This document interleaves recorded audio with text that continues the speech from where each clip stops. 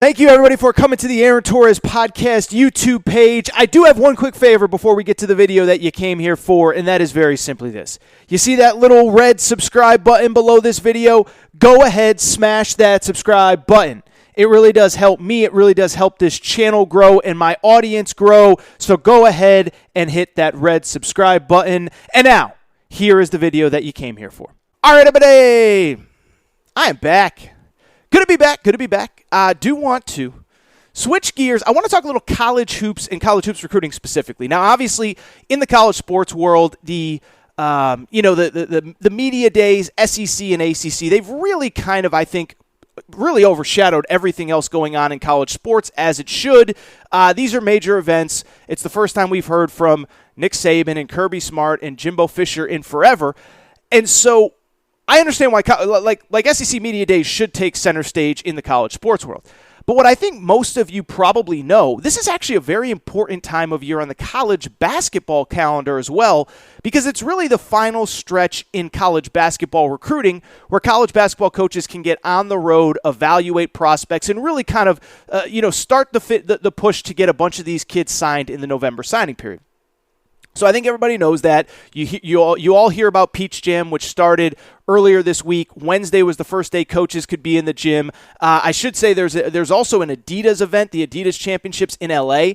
I was there on Wednesday. I was actually blown away by how many guys were there as opposed to Peach Jam. Now, most of them will fly cross country and make sure to hit both, but I was at the Adidas Championships, and Bruce Pearl was there, Mark Few was there, Scott Drew was there, Eric Musselman and his staff were there, Nate Oates and his lead assistant were there. So it was an action-packed event. It is an action-packed time of year.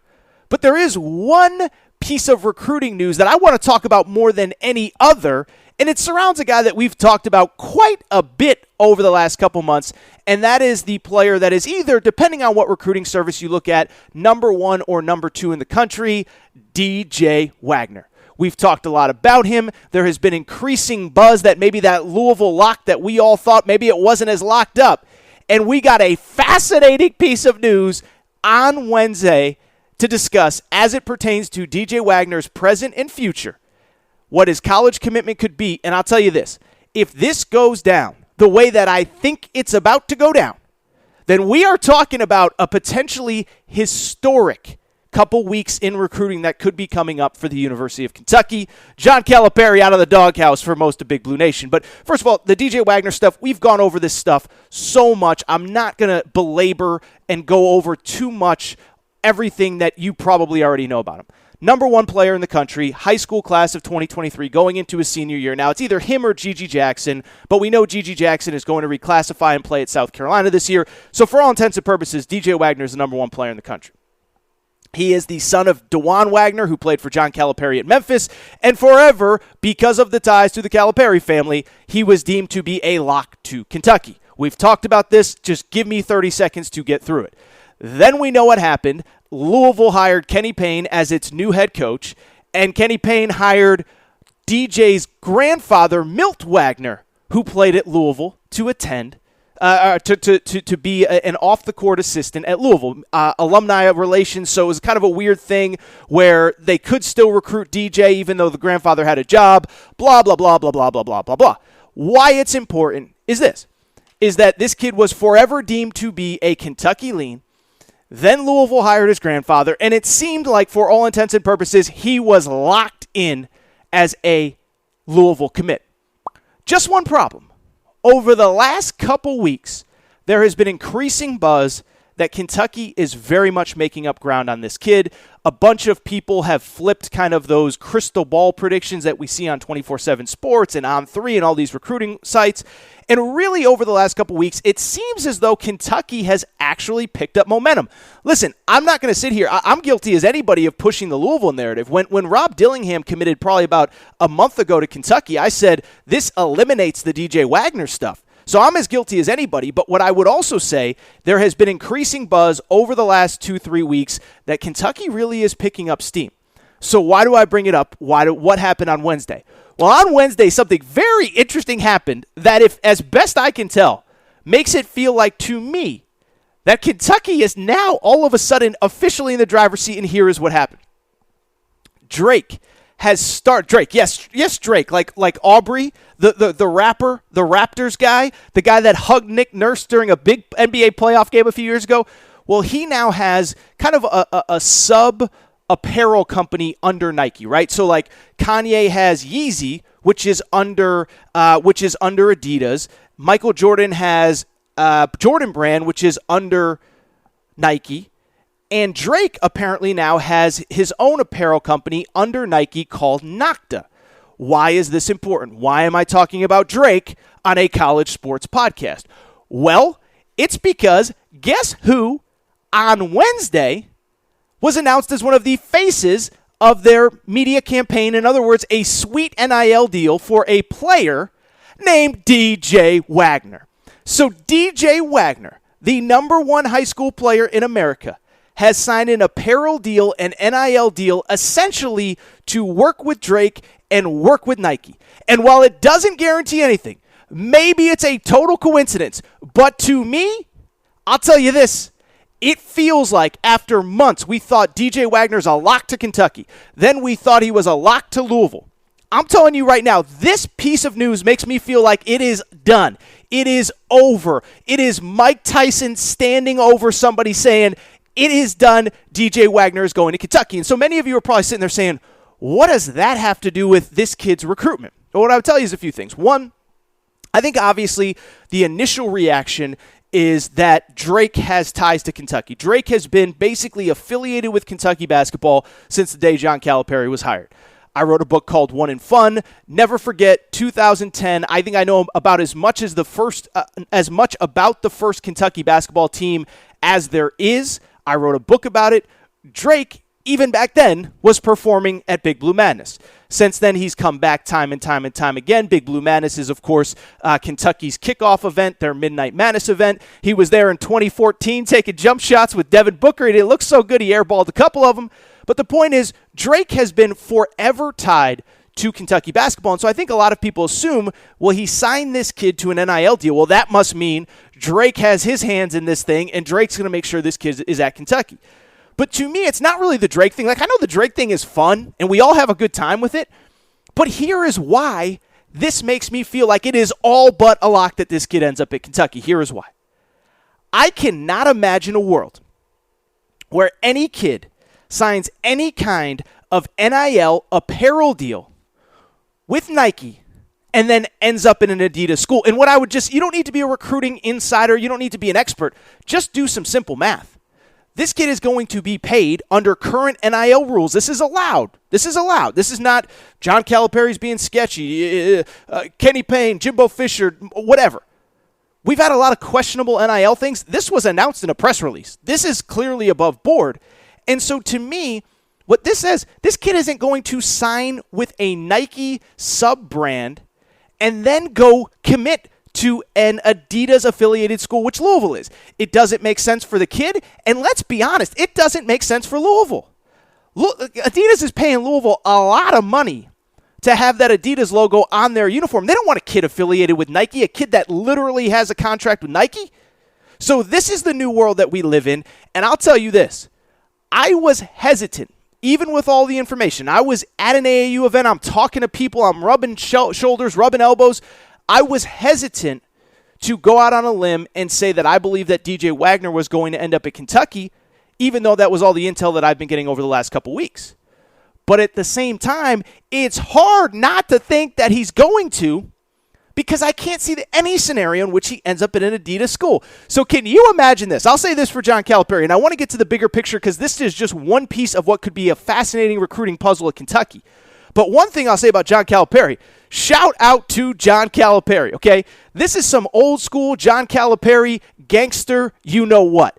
Oh, you're going to hire Grandpa? Yeah, we're going to hire, we got Nike behind us. This is some Coach K stuff, okay? Coach K for years. Say what you want about Coach K. He had Team USA behind him. He had Nike behind him. And that is how he got all these players. Well, John Calipari just did the same thing. Oh, you go hire Grandpa. We're going to go get Nike behind us. We're going to go get Drake behind us.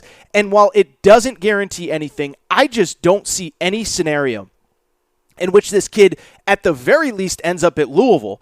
And obviously there's really only one, maybe two Nike schools that are recruiting him. Obviously Memphis, where his dad played, they're still trying to get in that front door. But with the ties to Kentucky, you have to think that this is a very, very, very good sign for Kentucky to land the number one player in America, DJ Wagner.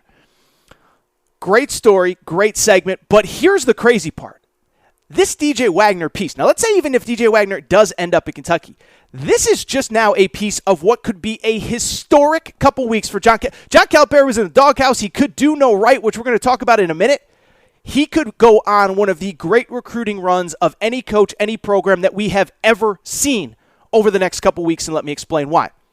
First of all, for people who don't know the recruiting space, independent of DJ Wagner, first of all, Kentucky has two top 25 players already committed for 2023.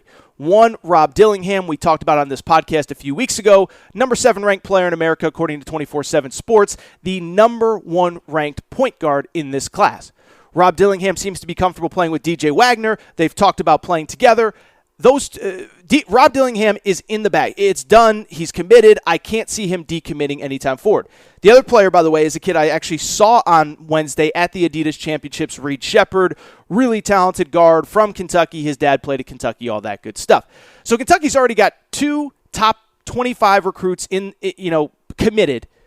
They got 1 top 10 recruit committed. They got the number 1 player in the country potentially ready to commit. But that is just the tip of the iceberg on what could come. Here is what else could come over the next couple weeks. First of all, the number 4 ranked player, according to the 2021 or 24/7 recruiting rankings, Justin Edwards. He announces on Monday, and we will do a long-form reaction when that becomes official. But Justin Edwards, after months of being a Tennessee lean, it appears as though he is going to commit to Kentucky. So on top of the 2 kids you already got committed, let's just kind of keep a mental note of what's going on here. The number 1 player in America, all of a sudden, it feels really good he's going to end up in Kentucky.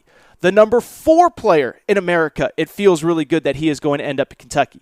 The number 15 ranked player in America, according to 24/7 Sports, Aaron Bradshaw, a high school teammate of DJ Wagner, it appears as though he is set to choose between Kentucky and the G League Ignite program. There was even talk about 2 weeks ago that he was going to commit before Peach Jam.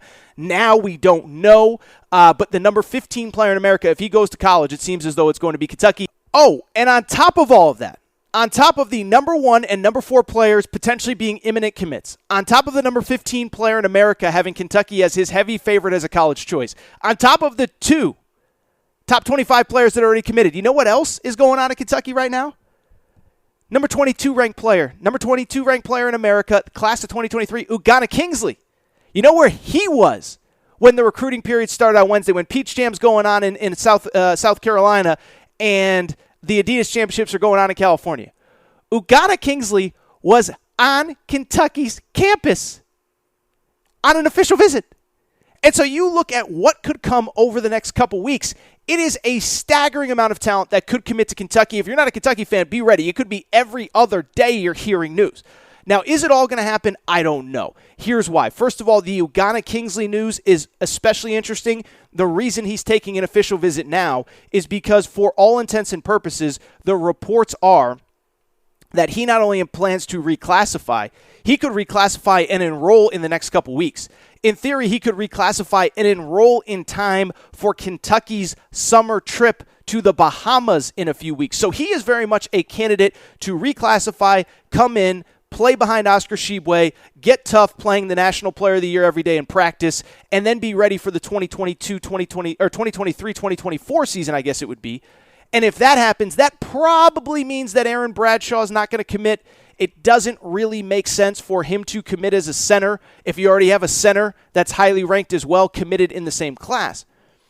But why I bring it up, I don't think all 4 of those guys plus the 2 that are already committed, I don't think all of them are going to end up in Kentucky. But what I would tell you is this. I do think there's a very good chance that in the next couple weeks, on top of the 2 top-ranked players that are already committed, Rob Dillingham and Reed Shepard, you could have the number 1 player in America, DJ Wagner, commit to Kentucky, the number 3 player in America, Justin Edwards, commit to Kentucky, and at the very least, Ugana Kingsley commit to Kentucky. Ugana Kingsley, I think I said Ugana Kingsley commit to Kentucky. And we're talking about, over the next couple weeks, 3 top 25 prospects, 2 top 10 prospects, another prospect who's going to reclassify. we could be in for a historic recruiting run at Kentucky. When I say historic, I don't mean historic the way that you think I mean it. Listen, one thing about me, you guys know my strengths and weaknesses. You guys and girls know my strengths and weaknesses. I don't claim to be a recruiting guru or an expert or an insider. I don't know if this would rank as the definitive best John Calipari recruiting class of all time. I don't even know if this would definitively move Kentucky past Duke as the number one recruiting class in the country. But when you are talking about the level of talent that John Calipari could potentially get committed to this university over the next couple weeks, it speaks to me to a few things. First of all, let me say this. Swaggy John Calipari is officially back. I just talked about it with the DJ Wagner stuff, but this is some old school John Calipari stuff. And what I would say beyond that, and I think this is the important point, what it speaks to is something that I have talked about a lot on this podcast over the course of the summer, and that is that over the last couple months, I feel like John Calipari has fallen behind the eight ball, right? So like one thing that made John Calipari over the first 75% of his career, the last couple years at Memphis, the first couple years at Kentucky specifically, was that he was always really a step or two ahead of everybody else on pretty much everything. We know what it was, but he was the first one to really embrace one and dones. He was the first one to really jump 2 feet in on the idea of college really just being prepped for the NBA as opposed to a separate entity from the NBA altogether. He was the first guy to really honestly blow up these summer tours. I talked about Kentucky going to the Bahamas. Kentucky was, as best I can tell, the first one that ever had him broadcast, really blew it out. Big Blue Bahamas is a big thing. First one with an NBA draft combine in the preseason. Now everybody does one.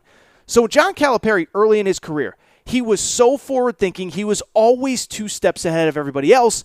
And my biggest complaint over the course of this offseason is it felt like everything he did over the past couple weeks, past couple months, was totally reactionary, right? Everything was something bad happens and I'm trying to put out a fire.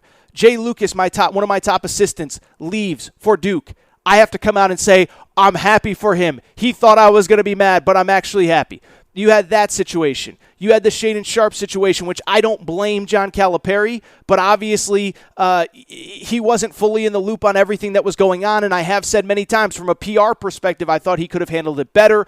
Of course, on top of that, there was the Baylor Shireman situation where he had people on his staff calling out other schools. I didn't like that, even though I understood the frustration from within the program. And so why I am so impressed by this recruiting run is because it is old school Cal. People want to call it swaggy Cal. I'm going to call it 2 steps ahead Cal. Cal, like I said a minute ago, Louisville hires this kid's grandfather. Cal's like, yeah, I got Nike. I got the Nike army behind me. Beyond that, you have a situation where potentially this Aaron Bradshaw kid, is he going to commit? Is he not going to commit? There's talk that he could commit to Kentucky, use all the PR behind it, and then ultimately end up in the G League. Kind of like what happened with Shaedon Sharpe, only instead of going to the draft, you go to the G League. Well, now I got somebody committed for this year and for next year as a backup plan to that. So I could go on and on. I want to get to where Aaron was right, where Aaron was wrong, but I had to talk about what could be just an insane run for the University of Kentucky in recruiting over these next couple weeks. And more importantly, I got to talk about this, and we're going to talk about it in Aaron Right, Aaron Wrong.